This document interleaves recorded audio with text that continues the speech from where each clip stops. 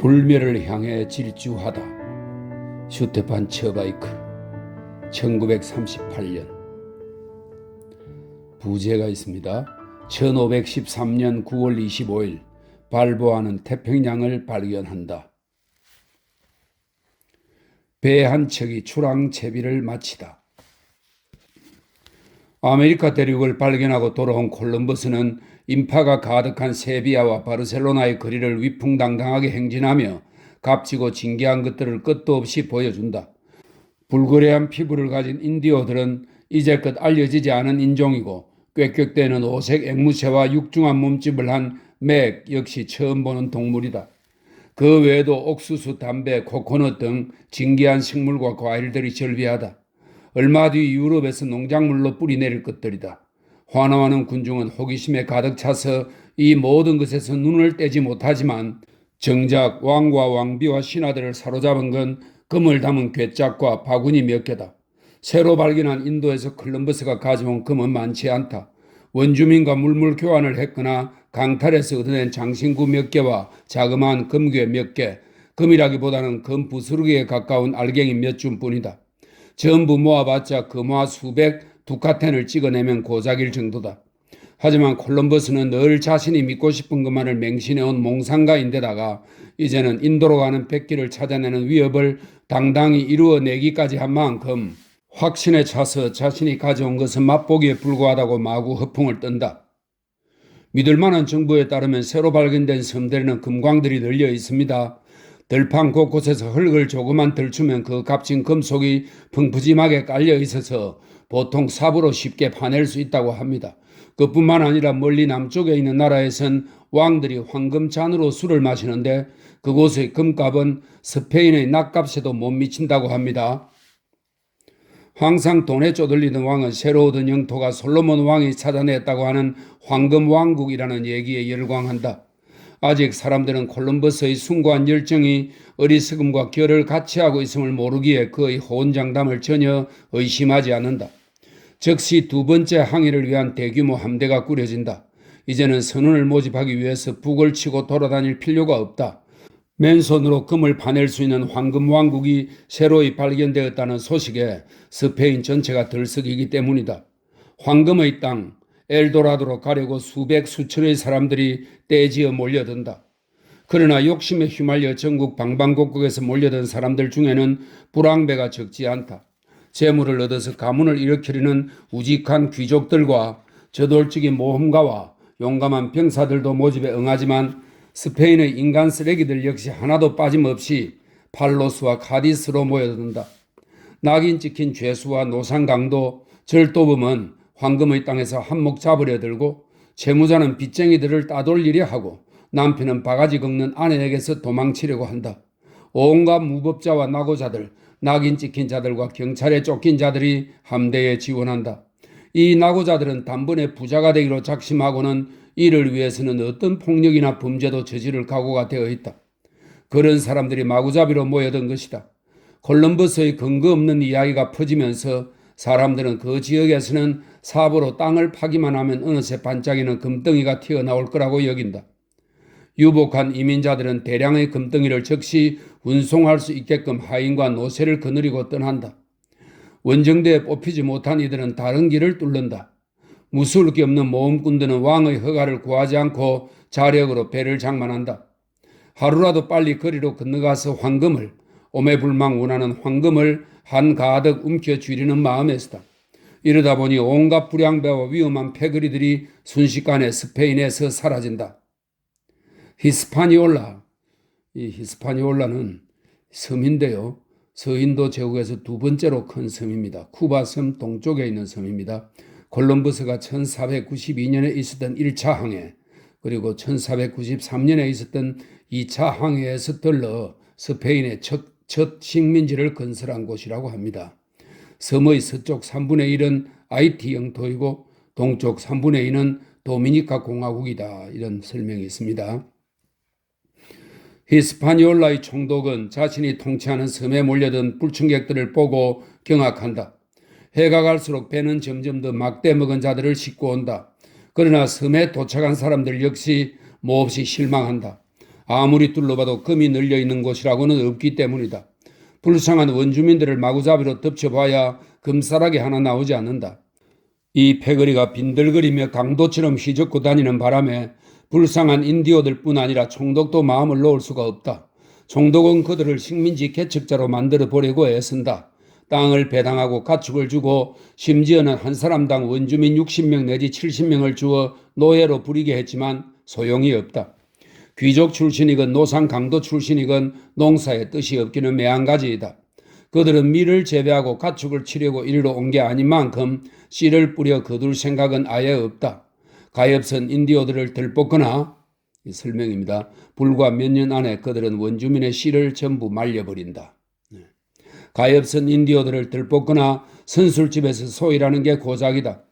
얼마 지나지 않아서 그들 대다수가 빚더미에 올랐는다. 땅을 판 후 외투와 모자를 팔고 마지막 몸에 걸친 셔츠까지 팔고도 상인과 고리대금 업자에게 시달리는 처지가 된 것이다. 그러던 중 히스파니올라 섬의 불황자들은 반가운 소식을 듣는다. 이 섬 거주민이며 존경받는 법학자인 마르틴 페르나넨즈 데 안시소가 1510년 대륙에 있는 자신의 식민지에서 일할 새 일꾼들을 데리고 출항한다는 소식이다. 1509년 유명한 탐험가 알론소 데 오헤다와 디에고 데 니쿠에사는 페르난도 왕에게서 파나다 해협과 베네수엘라 해안에 새 식민지를 건설할 특권을 얻어냈다. 그들은 이 식민지를 카스티아 델 오로, 다시 말해 황금의 카스티아라고 명명했는데 이는 너무 성급했다. 세상 물중의 어두운 법학자 엔시소는 그럴싸한 이름에 매료되었고 호언장담에 솔깃해서 자신의 전 재산을 이 사업에 쏟아부었다.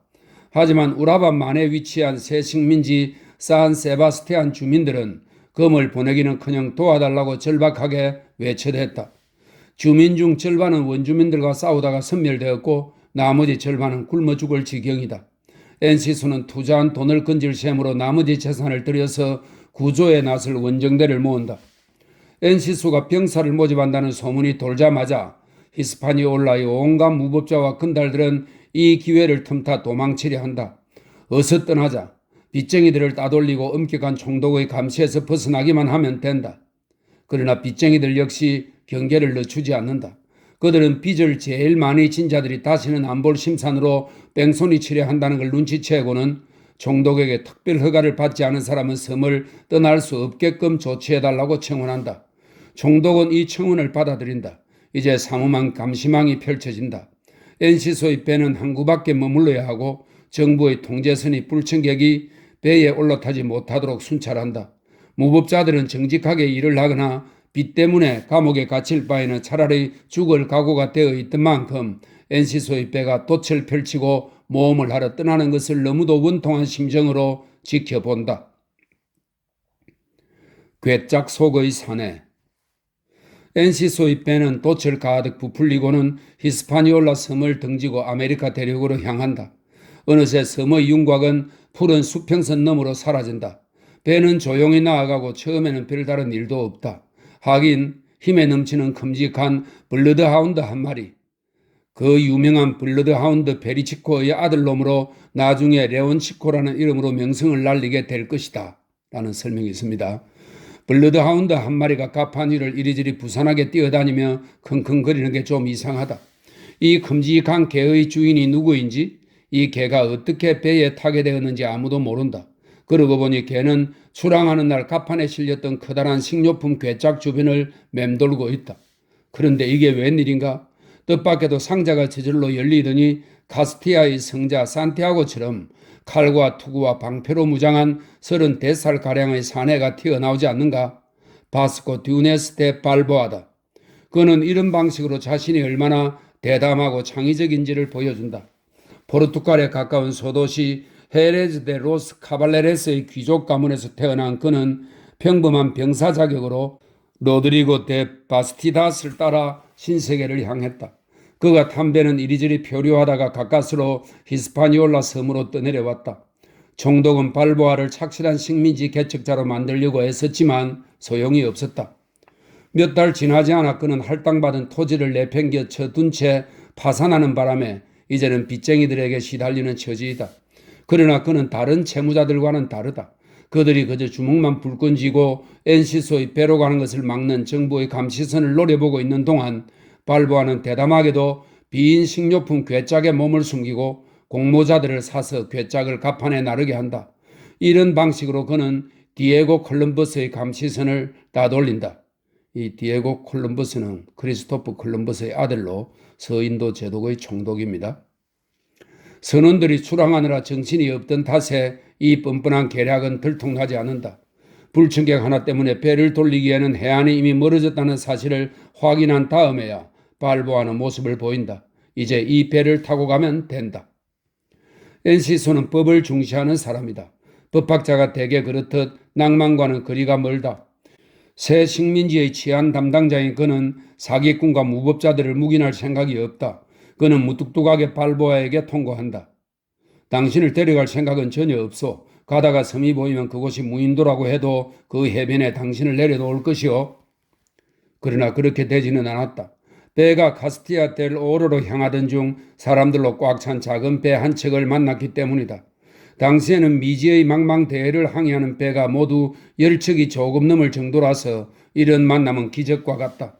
작은 배의 선장은 곧 세상을 떠들썩하게 할 인물인 프란시스코 피사로다. 거기 탄 사람들은 NC소의 식민지 산 세바스티안에서 오는 길이다. 처음 원정대는 그들을 멋대로 근무지를 이탈한 폭도라고 여겼으나 그들의 보고를 듣고는 경악을 금치 못한다. 산 세바스티안은 이미 존재하지 않습니다. 우리가 거기 남아있던 마지막 유럽 사람입니다. 사령관 오헤다는 배를 타고 도주했고 남은 배락은 쌍도대의 작은 범선 2척뿐이었습니다.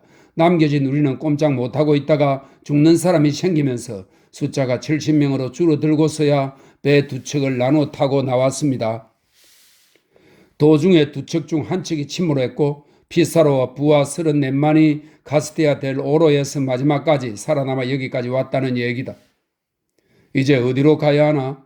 피사로의 이야기를 듣자 NC소의 부하들은 버려진 식민지로 가서 끔찍한 늪지 기후와 원주민의 도화살에 시달릴 마음이 싹 없어진다.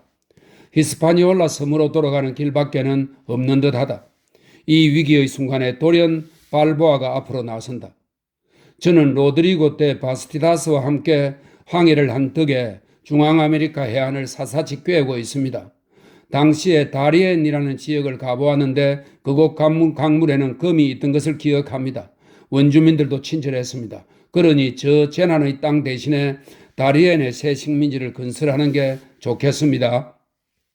당장 전대운이 발보아 편을 들고 나선다.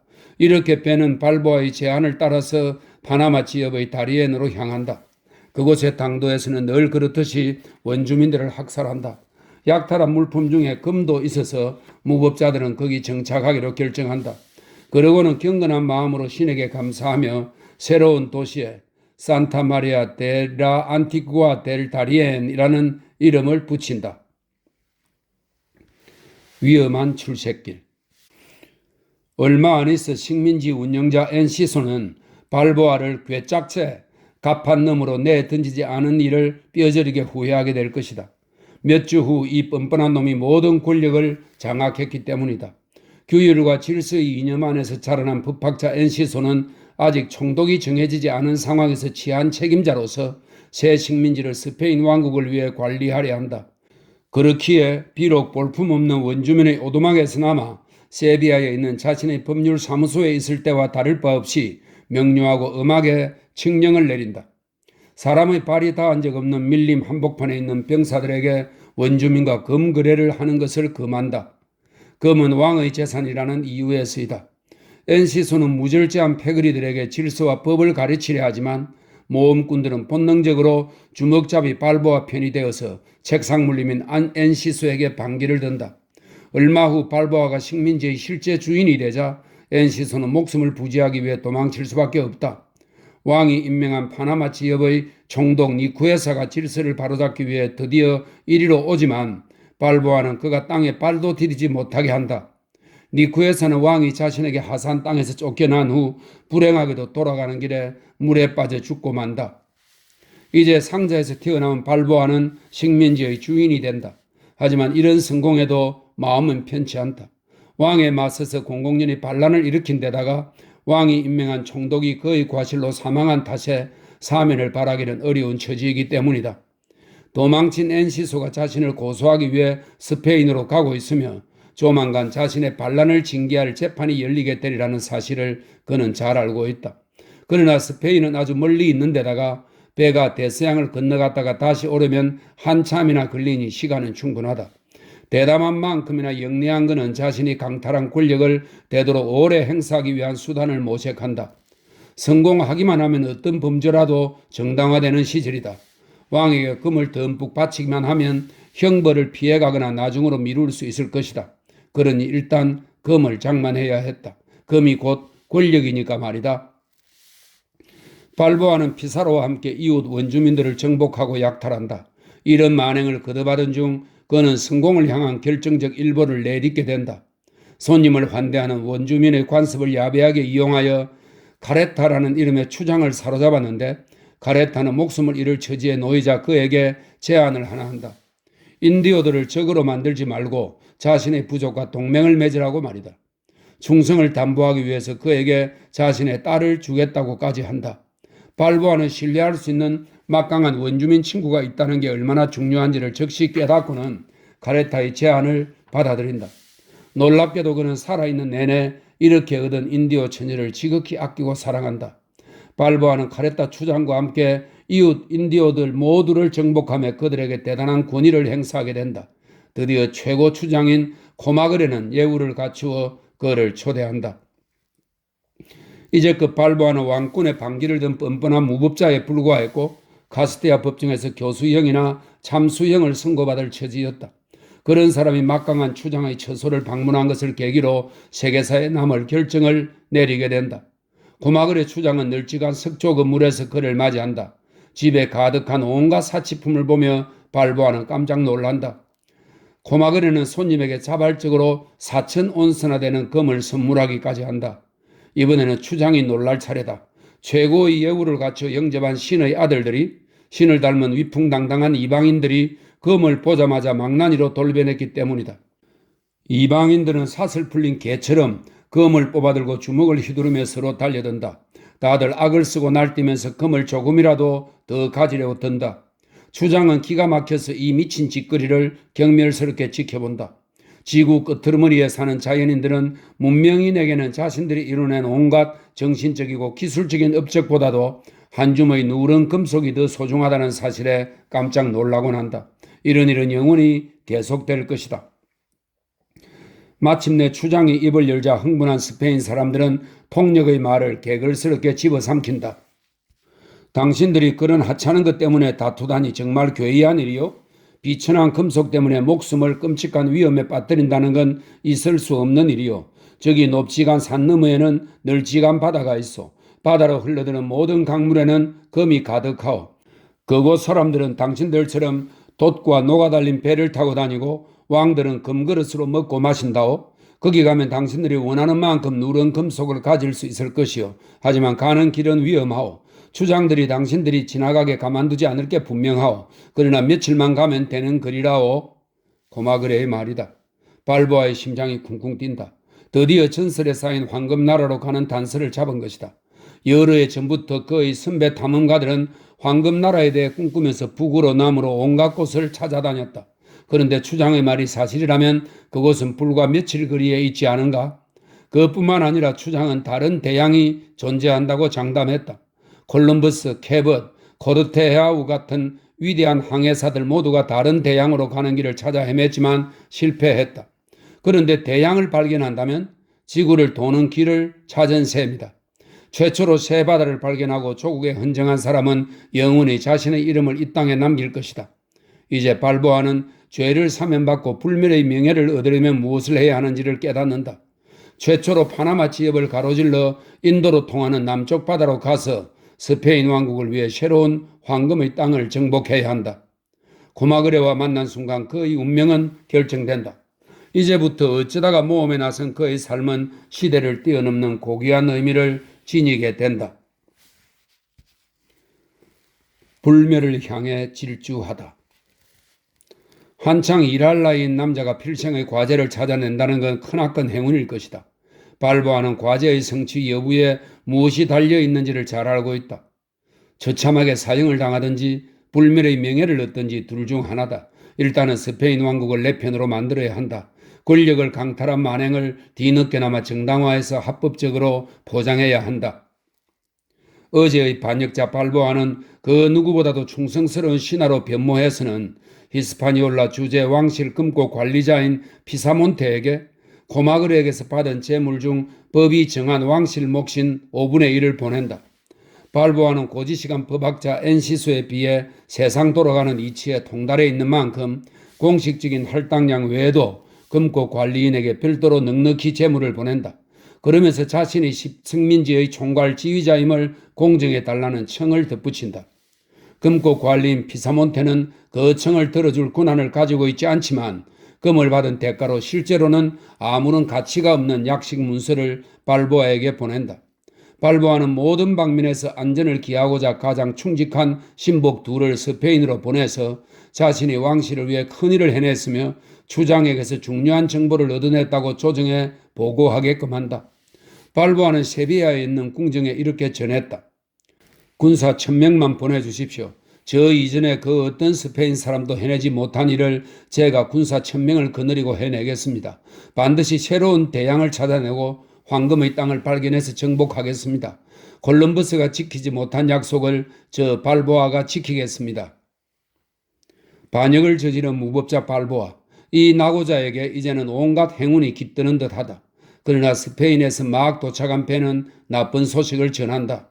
지위를 강탈당한 엔시소가 왕정의 고소를 제기할 것에 대비하여 발보아는 반란에 동참했던 사람 하나를 스페인으로 보내 사태를 무마하려고 했다.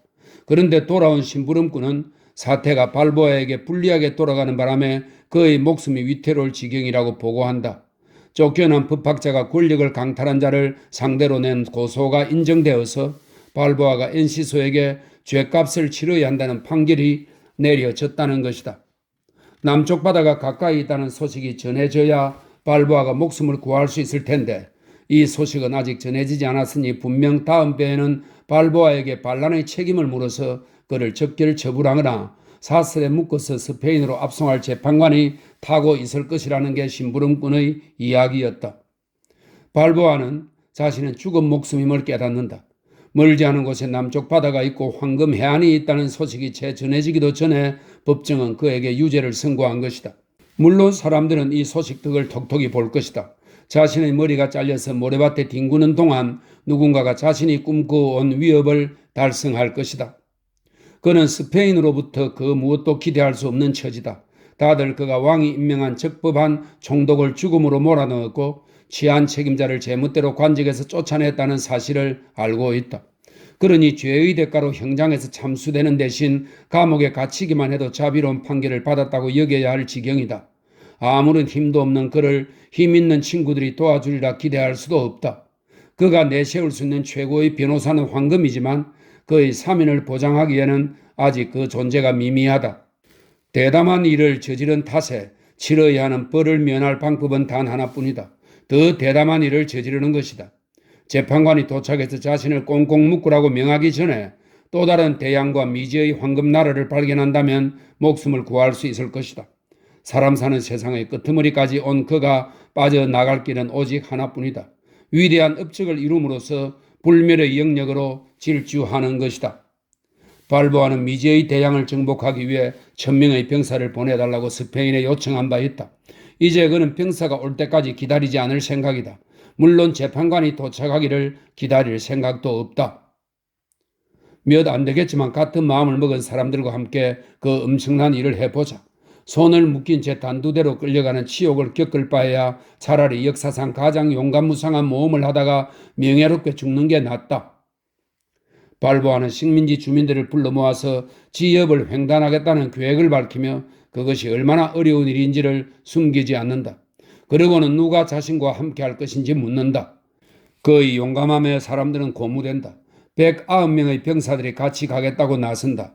식민지 주민 중 무기를 들 수 있는 사람들 거의 전부가 나선 셈이다. 출발 준비는 수월하다. 어차피 식민지 주민 모두는 지속적인 전쟁을 치르고 있기 때문이다.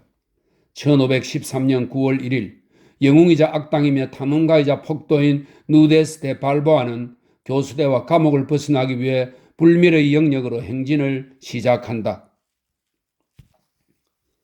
길이 남을 순간 파나마 지역을 가로지르는 행진은 코이바 지역에서 시작된다. 그곳을 다스리는 추장 카레타는 바로 발보아의 현지처의 아버지이다. 뒷날 밝혀진 바에 따르면 발보아가 택한 경로는 지역을 가로지르는 최단거리는 아니었다. 이 무지함 때문에 발보아 일행은 지역을 횡단하기 위해 며칠 더 위험을 무릅써야 했다. 그러나 알 수 없는 곳으로 대담하게 돌격해야 하는 발보아로서는 보급품이 필요하거나 후퇴를 해야 할 경우를 대비해 친분을 맺은 인디오 부족이 사는 지역을 택하는 편이 안전했을 것이다. 다리엔 주재 군대는 커다란 카누 열척에 나누어 타고 코이바로 건너간다. 창과 칼, 화성총으로 무장한 109명의 병사는 무시무시한 블러드하운드 한 떼를 거느리고 있다. 동맹을 맺은 추장은 인디오들을 짐꾼 겸 안내자로 내준다. 이렇게 해서 9월 6일 지역을 가로지르는 저 유명한 행진이 시작된다. 의지가 굳고 모험에는 이골이 난 병사들조차도 견디기 힘들 정도의 강행군이다. 스페인 병사들은 먼저 숨이 막힐 정도로 사람의 진을 빼는 적도의 폭염 속에서 저지대를 통과해야 한다. 열기로 펄펄 끓는 이 늪지 때문에 수백 년 뒤 파나마 운하를 건설할 때 수천 명이 목숨을 잃기도 했다. 사람의 발길이 닿지 않은 땅은 열대 등굴 식물들로 빽빽이 뒤덮여 있어서 초입부터 칼과 도끼로 길을 쳐내야 한다. 어마어마한 녹색 광산을 뚫고 나가듯이 부대 맨 앞에 선 병사들은 뒤따르는 병사들을 위해 밀림 속으로 좁다란 갱도를 만든다. 그렇게 스페인 부대는 끝이 보이지 않을 만큼 긴 일렬 종대가 되어 갱도를 걸어간다. 원주민이 나타나 그들을 덮치면 맞설 수 있게끔 항상 무기를 손에 든 채로 밤이나 낮이나 정신을 바짝 차리고 있어야 한다.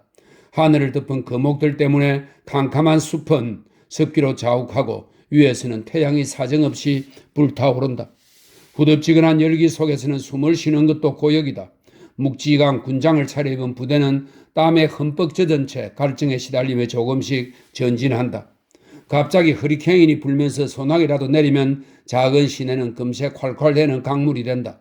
부대는 첨벙첨벙 강을 건너거나 인디어들이 적석에서 나무 껍질로 만든 출렁다리를 건너야 한다. 먹을 것이라고는 한 줌의 옥수수뿐이다. 잠을 못 잔 채 굶주림과 갈증에 시달리는 스페인 병사들은 무수히 많은 벌레떼에 물어뜯기며 피를 빨린다. 옷은 가시에 찢겨 나가고 발은 상처투성이가 되며 눈은 열에 들뜨고 뺨은 모기떼에 뜯겨 퉁퉁 부은 채 그들은 앞으로 나아간다.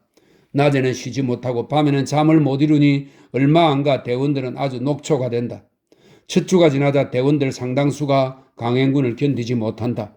발보아는 진짜 위험은 이제부터임을 알고 있기에 열병 환자와 지친 대원들 모두를 남겨두기로 한다. 대원 중 가장 빼어난 사람들만 데리고 일생일대의 모험을 하기로 한 것이다. 마침내 지대가 높아지기 시작한다. 늪지로 된 저지대에서는 빽빽하던 열대 정글이 이제 점차 엉성해지고 있다. 그러나 이제는 태양을 막아주던 그늘이 없어진 탓에 적도의 태양은 중무장을 한 원정대를 인정사정 없이 내리 비추고 있다. 기진맥진한 대원들은 자주 쉬어가면서 천천히 고원지대를 지나 산을 오른다. 산맥은 돌로 된 척추 뼈마냥 두 대양 사이에 놓인 좁다란 땅덩어리를 가르고 있다. 이제 점차 시야가 트이면서 밤이면 공기도 선선해진다. 18일에 걸친 고된 행군 후 가장 심한 난관은 극복된 듯하다. 그들 앞에는 산맥의 능선이 솟아있다. 인디오 안내자는 산 정상에 서면 두 개의 대양, 즉 대서양과 아직 알려지지 않고 따라서 이름도 없는 태평양을 내려다볼 수 있을 것이라고 했다. 그러나 자연의 끈질기고 심술궂은 저항을 마침내 이겨낸 듯 보이는 순간 그들에게 새로운 적이 나타난다. 그 지역 추장이 전사 수백 명을 거느리고 이방인의 통행을 막아선 것이다. 발보아는 인디오들과 싸우는 데는 워낙 이골이 나 있다. 화성총으로 일제 사격을 가하기만 하면 충분하다. 기술 문명의 힘으로 천둥과 번개를 만들어내면 원주민들은 마법에 걸린 듯 맥을 못 추기 마련이다. 혼비백산한 원주민들이 비명을 지르며 도망치자 스페인 병사들은 블러드하운드를 앞세워 추격한다. 발보아는 쉽게 승리했다며 기뻐하는 데 그치지 않고 수치스럽게도 잔인한 만행을 저지른다.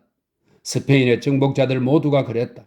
묶여서 저항도 못하는 포로들을 산채로 굶주린 블러드 하운드 떼에게 내어주고는 투나 금투사 시합을 보듯 즐긴 것이다.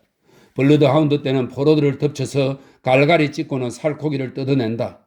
발보아는 불멸의 날 전야를 이토록 구역진을 하는 학살로 더럽힌다. 스페인 정복자들의 성격과 품성에는 여러 요소가 희한하게 뒤섞여 있어서 설명이 어렵다. 그들은 여느 기독 교도보다도 더 경건하고 신앙이 돈독하다. 열렬히 하나님께 기도하면서도 하나님의 이름으로 역사상 가장 잔인하고 비인간적인 만행을 저지르곤 한다. 용감히 자신을 희생하고 고통을 견디면서 영웅답게 가장 위대한 업적을 이루어낼 수 있지만 지극히 야비한 방식으로 서로를 속이며 싸우곤 한다. 그런가 하면 한심한 짓을 벌이는 와중에도 세상 명예를 지극히 존중하는 면모를 보이며 자신들의 과제가 역사적으로 얼마나 위대한 것인지를 놀라울 만치 정확히 파악하는 족속이 바로 그들이다. 발보아는 하루 전에는 묶여서 저항도 못하는 죄 없는 포로들을 사냥개들에게 던져주고 아직 따뜻한 사람 피를 뚝뚝 흘리는 짐승의 주둥이를 쓰다듬으며 흐뭇해했다. 그런 사람이 자신의 행위가 인류 역사에서 어떤 의미를 가지게 될지 정확히 알고 있다는 걸 어떻게 설명해야 할까? 발보아는 결정적인 순간에 잊으려야 잊을 수 없을 만치 멋진 장면을 연출한다. 그는 9월 25일이 세계 역사에 기록될 날이 되리라는 사실을 알고 있다. 평소에는 냉혹하고 단순한 모험꾼인 그가 이날만큼은 스페인 사람답게 정열을 듬뿍 담아서 자신의 위협이 역사에 길이 남을 것임을 널리 알린다. 발보아의 멋진 장면을 살펴보자. 대학살이 끝나고 저녁이 되자 원주민 하나가 가까운 봉우리를 가리키며 거기 오르면 미지의 남쪽 바다를 바라볼 수 있다고 말한다. 즉시 발보아는 부상자와 탈진한 사람들은 점령한 마을에 남겨두고 아직 행진이 가능한 대원들만 산을 오르도록 조치한다. 다리엔에서부터 함께 행진한 190명 중 67명만이 함께 갈 수 있다. 아침 10시경 그들은 정상 근처까지 온다. 나지막한 민둥산 하나만 오르면 시야가 훤히 뚫리며 무한대로 넓어질 것이다. 이 순간 발보아는 대원들을 정지시키고는 아무도 자신을 따라오지 말라고 명령한다. 미지의 바다를 처음 바라보는 순간을 다른 사람과 나누고 싶지 않아서이다.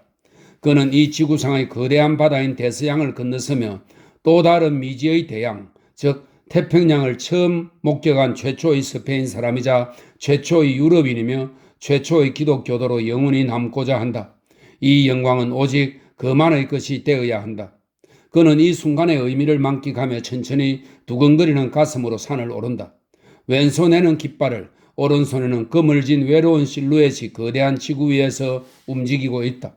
그는 서두르지 않고 천천히 산을 오른다. 힘든 일은 이미 끝냈기 때문이다. 몇 걸음만 더 가면 된다. 한 발짝 한 발짝 떼다 보니 어느새 정상이다. 그러자 그의 눈앞에 믿기지 않는 광경이 펼쳐진다. 아래로 펼쳐진 산들 너머 녹음이 무성한 내리바지 언덕 너머로 보석처럼 반짝이는 거대한 원반이 끝도 없이 펼쳐져 있다. 바다다. 미지의 바다. 여태껏 꿈에 그리기만 했지 볼 수는 없던 새로운 바다. 몇 해 전부터 콜럼버스와 그 후계자들이 찾아 헤매던 전설 속의 바다. 아메리카와 인도와 중국을 품은 바로 그 바다다. 발보아는 보고 또 본다. 자신이 끝없이 푸른 바다를 바라보는 최초의 유럽인임을 알기에 자랑스럽고 황홀할 뿐이다. 발보아는 오랫동안 넋을 잃고 광활한 바다를 바라본다. 그러고 나서야 이 기쁨과 자랑스러움을 나누려고 동료들을 부른다. 그들은 흥분해서 숨을 헐떡이고 함성을 지르며 다른 박질로 언덕을 오른다. 그러고는 놀라움에 얼어붙은 채 감격에 겨워 대양을 바라볼 뿐이다. 갑자기 그들과 함께 온 신부 안드레스 데 바라가 찬미가 테데움을 부르기 시작한다. 야당 법석을 치던 이들이 금세 숙연해진다. 병사와 모험군과 악당들로 이루어지는 원정대는 거칠고 쉬운 목소리를 모아서 다 함께 경건한 찬미가를 부른다. 그러고 나서 사제의 지시에 따라 나무를 베어 십자가를 만들고는 거기에 스페인 왕의 이름 첫자를 새긴다. 인디오들은 그런 그들을 놀라 지켜보고 있다. 이제 십자가가 우뚝 선다. 양쪽으로 뻗은 십자가의 나무 팔은 대서양과 태평양 두 바다를 아득한 끝까지 끌어안을 기세이다. 발보하는 경외심에 숙연해진 병사들 앞으로 나서서 한마디 한다. 우리는 이런 영광과 은총을 베푸신 하나님께 감사드려야 마땅하다. 나아가 앞으로도 바다와 땅을 정복할 수 있게끔 우리를 도와주십사 기도드려야 할 것이다. 우리가 지금까지처럼 하나님을 믿고 따르면 이 새로운 인도 땅에서 엄청난 재산을 모은 후 스페인으로 금이 환양하게 될 것이다. 그는 엄숙히 동서남북으로 국기를 휘날리면서 네 방향으로 불어간 바람들이 닿는 머나먼 땅 모두가 스페인 소유라고 선언한다. 그러고는 서기 안드레스 데 발데라바노를 불러 이 위대한 업적을 후시에 남길 문서를 작성하라고 명한다. 안드레스 데 발데라바노는 양피지를 펼친다. 양피지와 잉크병과 펜이 담긴 나무통은 정거를 거쳐 이곳까지 와 있다. 서기는 이 자리에 있는 귀족과 기사와 병사 모두에게 아래의 사실을 공정하라고 요구한다. 본인은 존경하는 대장이자 고귀한 총독이신 바스코 듀네스 데 발보아 씨께서 남쪽 바다를 발견하는 자리에 있었다. 발보아 씨는 처음으로 이 바다를 보았고 후발 부대에게 바다를 보여준 사람이다. 그러고 나서 69명의 탐험대는 언덕을 내려간다.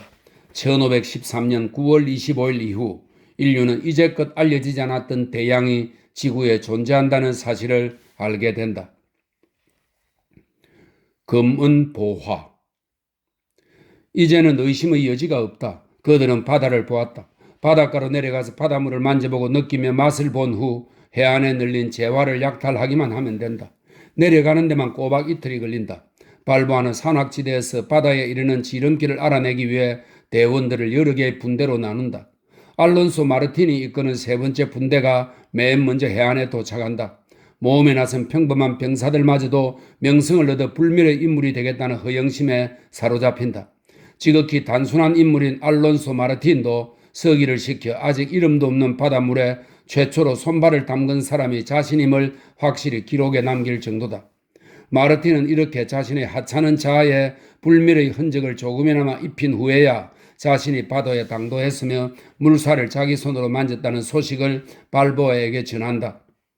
즉시 발보아는 열정 가득한 장면을 또 한 차례 연출할 채비를 한다.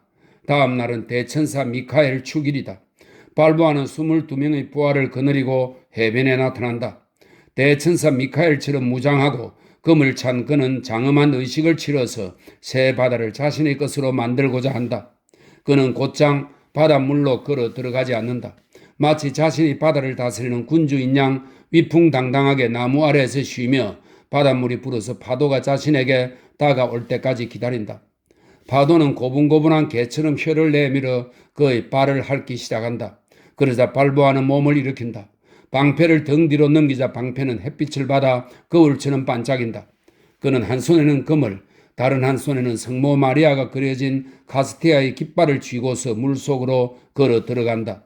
파도가 엉덩이까지 차오르고 나서야 낯선 망망대해에 몸을 푹 담근다.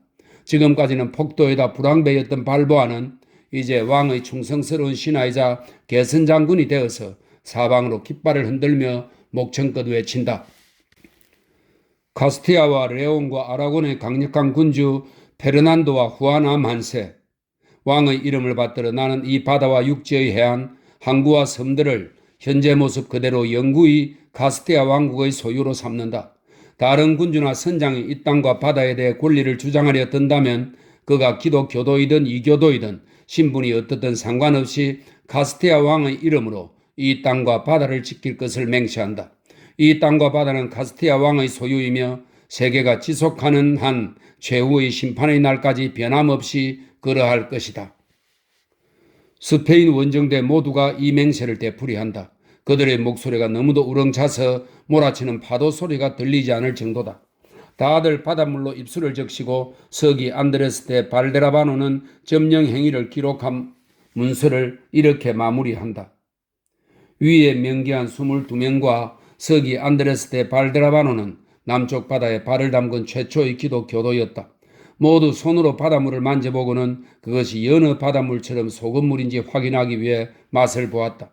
소금물임을 알고는 그들은 하나님께 감사드렸다. 위대한 업적을 이루었으니 이제 속세의 이익을 챙기는 일만 남았다. 스페인 원정대는 원주민들과 금을 거래하거나 그들의 금을 약탈한다. 그런데 그렇게 승리를 만끽하는 원정대에게 깜짝 놀랄 일이 생긴다. 인디오들이 근처 섬들에 무진장 늘려있는 값진 진주를 한가득 가져온 것이다. 그 중 하나는 펠레그리나라는 이름으로 불리게 되는데 스페인과 영국의 왕관을 장식할 만큼 아름답기 거지없는 진주이다.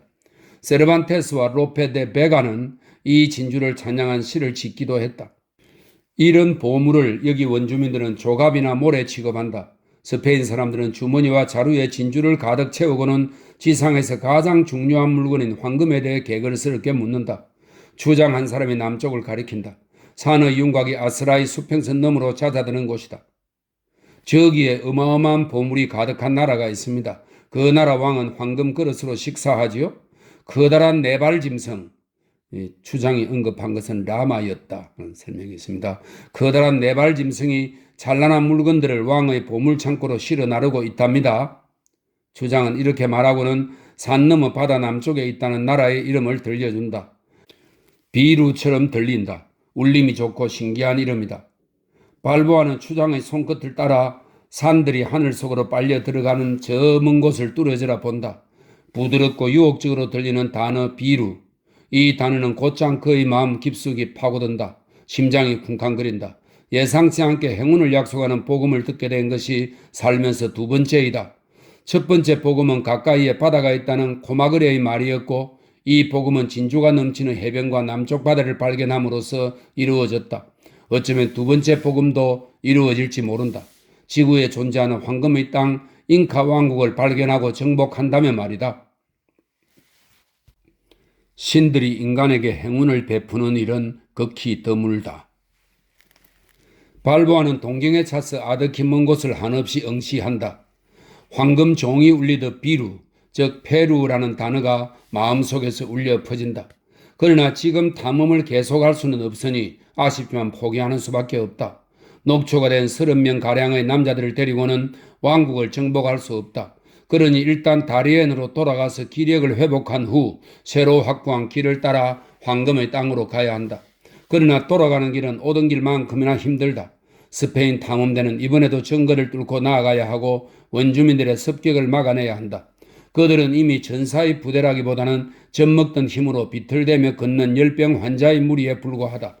발보아는 거의 죽을 지경이 되어서 인디오들에 의해 들것에 실려온다. 넉 달 동안 가정고초를 다 겪은 탐험대는 1514년 1월 19일 다리엔으로 돌아온다. 이로써 역사상 가장 위대한 업적 중 하나가 완성된다. 발보아는 자신의 약속을 지켰다. 그와 함께 전대미문의 모험을 강행한 대원들은 모두 부자가 되었다. 병사들이 남쪽 바다의 해변에서 가지고 온 보물은 콜럼버스나 다른 정복자들이 한 번도 가져온 적이 없는 훌륭한 것들이다. 남아있던 식민지 주민들도 모두 할당량을 받는다. 5분의 1은 왕의 몫이다. 개선 장군 발보아는 몫을 나누면서 자신의 개 레온치코에게 가엾은 원주민의 살점을 뜯어낸 상으로 여타 대원들과 마찬가지로 황금 500페소를 주었는데 아무도 이의를 제기하지 않는다. 식민지 주민 모두 이런 위협을 달성한 사람이 총독의 권위를 행사하는 것을 당연히 여긴다. 폭도기업 모험가는 신과 같은 대접을 받는다. 발보아는 자신이 카스티아 왕을 위해 콜럼버스 이후로 가장 위대한 일을 해냈다는 소식을 자랑스럽게 스페인으로 보낸다. 행운의 태양은 지금까지 그의 삶을 뒤덮었던 먹구름을 뚫고 가파르게 솟아오른다. 이제 태양은 중천에 떠 있다. 그러나 발보아는 행운을 길게 누리지는 못한다. 몇 달 후 화창한 6월의 어느 날 다리엔 주민들은 놀라서 해안으로 몰려든다. 돛 하나가 수평선의 모습을 드러낸 것이다. 세계의 끄트머리에서 잊힌 채 살아가는 그들에게는 기적 같은 일이다. 그런데 그게 다가 아니다. 두 번째 돛이 등장한다. 세 번째, 네 번째, 다섯 번째 돛이 연달아 보이더니 10개가 되고 15개가 되더니 어느새 20개가 된다. 함대 하나가 항구를 향해 다가오고 있다. 사람들은 이내 함대가 온 것은 발보아가 보낸 편지 때문임을 알게 된다. 그가 위협을 이루었다는 소식은 아직 스페인에 도착하지 않았으니 앞서 보낸 소식 때문일 것이다. 그 편지에서 발보아는 가까이에 남쪽 바다가 있으며 좀 더 가면 황금의 땅이 있다는 추장의 이야기를 전하며 이 땅을 정복하는 데 필요한 1000명의 병사를 보내달라고 청했다. 스페인 왕은 이 탐험을 위해 주저없이 막강한 함대를 보냈다. 그러나 세비야와 바르셀로나 궁정은 이처럼 중요한 과업을 발보와 같이 평판 나쁜 일개 모험꾼이자 폭도에게 맡길 생각은 추호도 없었다. 적법한 총독 자격으로 함대와 함께 온 사람은 페드라레아스라고 불리는 페드로 아리아스 다비아라는 60살 먹은 부유한 귀족이며 두루 존경받는 인물이었다. 왕이 임명한 총독 페드라리아스는 늦게나마 식민지의 질서를 세우고 지금까지 행해진 모든 범죄를 법의 이름으로 다스리며 남쪽 바다를 발견하고 약속의 땅인 황금나라를 정복할 임무를 띠고 있다. 그러나 페드라리아스는 분통 터지는 상황을 마주한다. 그는 한편으로는 폭도 발보아에게 총독을 쫓아낸 책임을 묻고 죄가 입증되는지에 따라 쇠고랑을 채우거나 사면하라는 명령을 수행하고 다른 한편으로는 남쪽 바다를 발견하라는 명령을 수행해야 한다.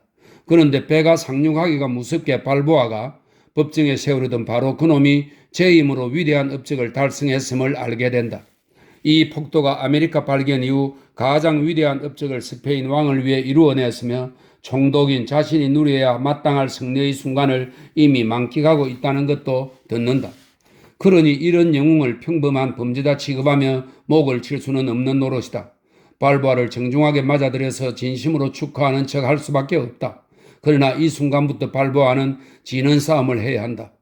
페드라리아스 입장에서는 발보아는 자신이 이루려던 과업을 저 혼자 완성하고는 역사에 영원히 이름을 남김으로써 자신의 몫을 빼앗아간 적수이다.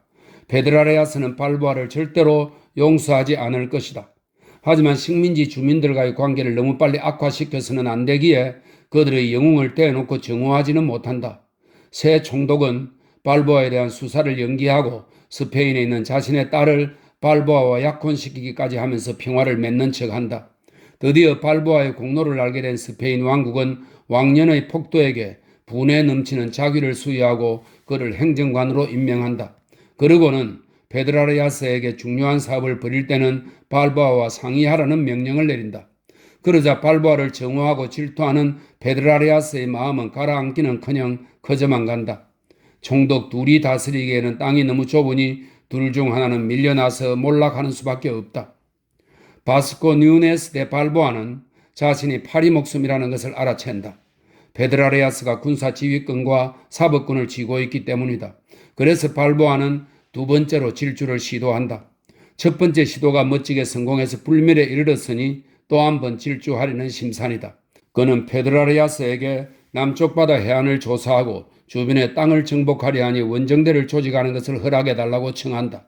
그러나 왕년의 폭도는 바다를 건너가서 모든 통제를 떨쳐내고 독립하려는 속셈을 품고 있다.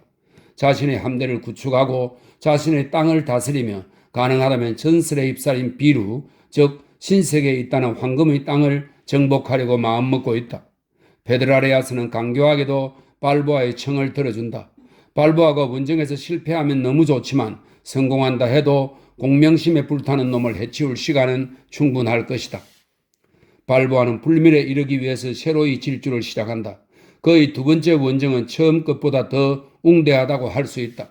역사가 성공한 사례만을 칭송하는 탓에 첫 번째 원정만큼 잘 알려지지 않을 뿐이다. 이번 원정에서 발보아는 대원들과 함께 지역을 가로지르는 것 이상을 해낸다. 그는 원주민 수천 명을 동원해서 대형 범선 4척을 지을 목재와 판자, 닷줄, 닷과 돛, 기중기를 산악지대로 나른다. 함대만 하나 있으면 모든 해안을 항해하며 진주가 나는 섬들을 손에 넣고는 전설에 휩싸인 페루까지 정복할 수 있을 것이다. 하지만 이번에는 운명은 저돌적인 사내의 편이 아니다. 발보아는 끊임없이 새로운 난관에 부딪힌다.